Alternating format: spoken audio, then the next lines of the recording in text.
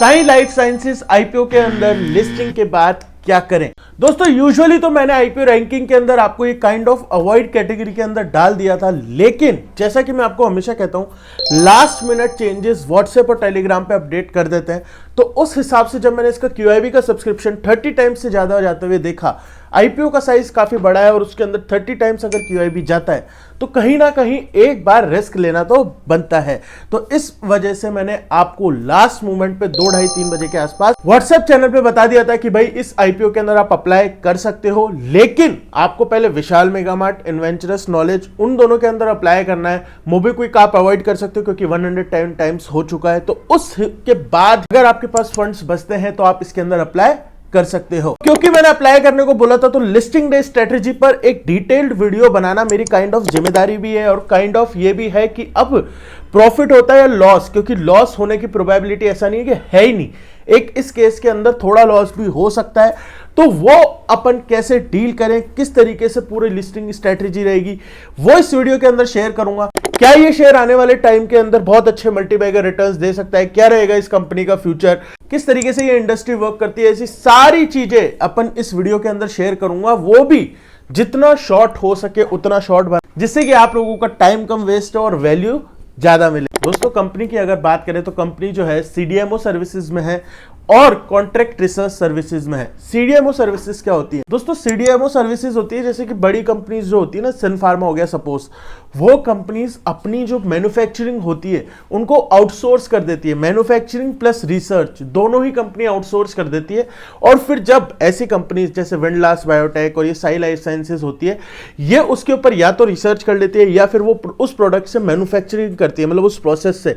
तो फिर जब वो मैन्युफैक्चरिंग करके आउट स्केल करते हैं तो वो कंपनीज अपना लेवल लगा के बेसिकली मार्केट में सेल कर देती है। तो बेसिकली अपनी प्रोडक्शन और रिसर्च को आउटसोर्स कर देना, और वो जो कंपनीज करती हैं वो इस कंपनी की कैटेगरी में आ जाता है। क्या ये सेक्टर अच्छा है? दोस्तों मैं आपको बताऊं, विंडलास बायोटेक मैंने आपको पहले भी बताया, ये शेयर मेरे पास था, ये ऑलमोस्ट मेरा मल्टीबैगर है, 3 to 4 टाइम्स मुझे रिटर्न दे चुका है। तो इंडस्ट्री जो है बहुत ही अच्छी है, इसमें कहने वाली बात ही नहीं है, ग्रो हो रही है। इंडिया जो है पूरी दुनिया की मेडिसिन कैपिटल है, तो ये नहीं है कि भाई यार ये इंडस्ट्री ग्रो नहीं होगी। प्लस जो फार्मा इंडस्ट्री है ये वैसे ही 12 से 15% CAGR पे ग्रो हो रही है, तो उस हिसाब से कंपनी का प्रोस्पेक्ट तो अच्छा नजर आता है। तो प्रॉब्लम क्या थी जब सब कुछ ही अच्छा था? तो मैंने आपको पहले भी बताया था, वैल्यूएशन जैसे कि आप देख सकते हो 203 के पीई पे आ रही है ये, जो कि सेंस बनाता नहीं है इतना।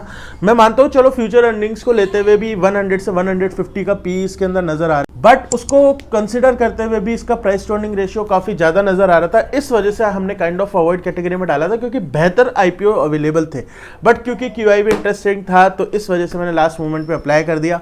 फंड इधर उधर से अरेंज करके 2 लॉट मैंने लगाए थे।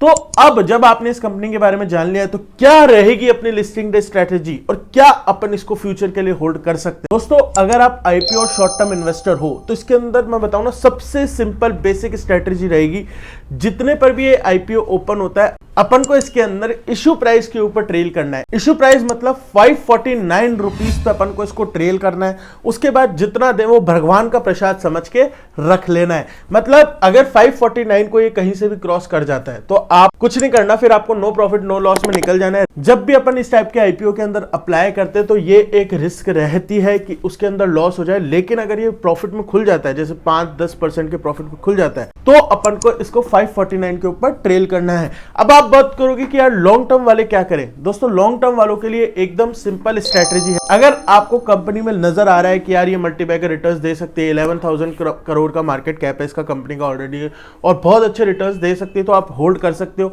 मैं आपकी जगह होता तो क्या करता? मैं इसको प्रूफ करने देता। बेसिकली मैं अभी जो आईपीओ वाले स्ट्रेटजी फॉलो कर रहे हैं ना वही करता, 549 के प्राइस बैंड पे ट्रेल करता।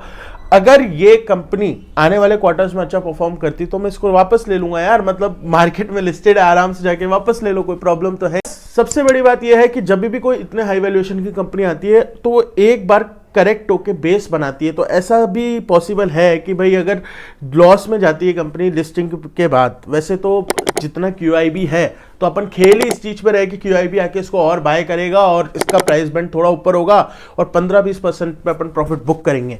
ये स्ट्रेटेजी है प्रॉफिट बुकिंग वाली, लेकिन अपन को वो कहते हैं ना नेगेटिव के लिए तैयार होना चाहिए। तो वैसे 549 के नीचे जैसे ही जाता है तो मैं एक बार को लॉस बुक करने का, लॉस तो क्या मतलब नो प्रॉफिट नो लॉस पे निकलने का देखूंगा। तो शॉर्ट में अगर मैं आपको बोलूं तो 549 के ऊपर आपको ट्रेल करना है। आप चाहे शॉर्ट टर्म इन्वेस्टर हो, चाहे लॉन्ग टर्म इन्वेस्टर हो, चाहे आईपीओ इन्वेस्टर हो, इस कंपनी को अपन को एक बार प्रूव करने देना है, तभी अपन इसके अंदर फर्दर इन्वेस्ट कर सकते हैं। विशाल मेगा मार्ट और मोबीक्विक की लिस्टिंग स्ट्रेटेजी भी मैंने शेयर कर दी है। अगर आपके पास इनमें से किसी का अलॉटमेंट आया है तो एक बार आप उसको चेकआउट कर सकते हो। वहीं पे मैं अपनी लाइव स्ट्रेटेजी 9 से 9:45 के बीच में व्हाट्सएप और टेलीग्राम पे शेयर कर दूंगा।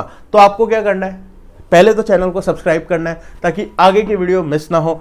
उसके बाद व्हाट्सएप और टेलीग्राम को ज्वाइन करके रख लेना।